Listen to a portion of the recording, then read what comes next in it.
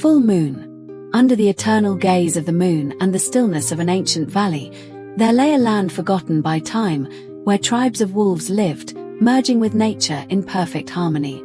The brown wolves, with their fur reminiscent of the earth and sap of the forests, roamed freely among the bushes.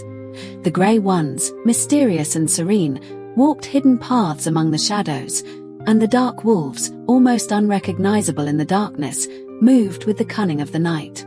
However, above all these packs, there reigned a singular tribe, the white wolves, known as the full moon, revered for their wisdom and their ability to unite others in times of crisis. Tradition dictated that, when problems or threats arose, all the tribes would gather in a sacred clearing, illuminated by the silver light of the moon at its fullest.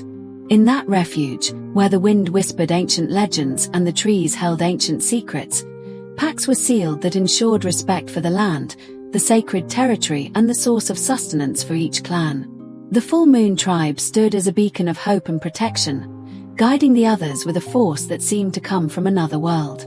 For many years, the union of the wolves under the aegis of the full moon guaranteed peace and prosperity in the valley. However, the course of fate is capricious and sometimes brings with it unexpected shadows.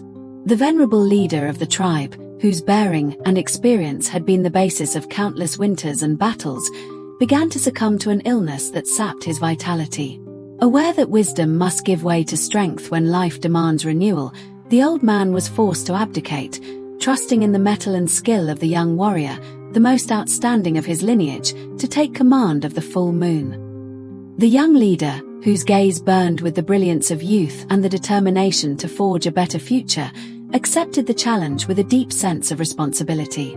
His rise marked the beginning of a new era for the tribe, and representatives of all the packs were soon called together to reaffirm the pacts and laws that had governed ancestral coexistence. At first, the transition seemed to promise a renewal of harmony. Security and protection were guaranteed by the emerging strength of the white tribe, which inspired confidence and renewed faith in unity. However, the arrival of difficult times revealed the true nature of the new rules imposed by the young leader.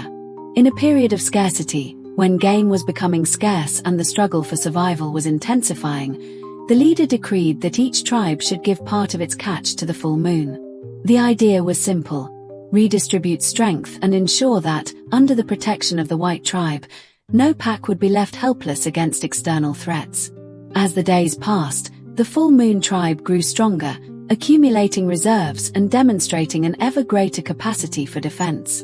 However, this accumulation of power generated resentment and unrest among the other packs. The brown, grey, and dark wolves, accustomed to autonomy and natural balance, began to perceive in this mandate an intrusion into their rights and into the sacred essence of their territories. The elders, guardians of ancestral memory and the customs that had preserved life in the valley, silently raised their gazes, questioning the authority of the new leader. The imposition of these new rules, far from uniting the community, sowed the seeds of discontent. Discontent spread like a winter cold, penetrating the deepest spirit of each pack.